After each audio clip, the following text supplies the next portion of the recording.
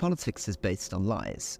It's based on pretending to the public that it's different from what it really is, even in schools. So we're taught that Parliament kind of scrutinises and votes carefully on legislation. It doesn't. Most of the time, the MPs have not read the legislation. Often, I would go into votes and my colleagues would not even know what we were voting on. We just go in, follow the whips and vote. So that's number one.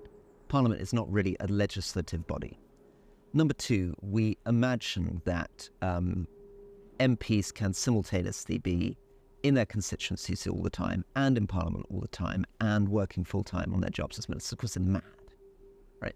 Thirdly, we pretend that MPs have real power over what happens to their constituencies. If you read the literature you get through your door, they're like, I'm campaigning to dual the A66, or I'm going to do... It's all local council stuff. The MP doesn't have any power over any of this. But it's all pretense, right?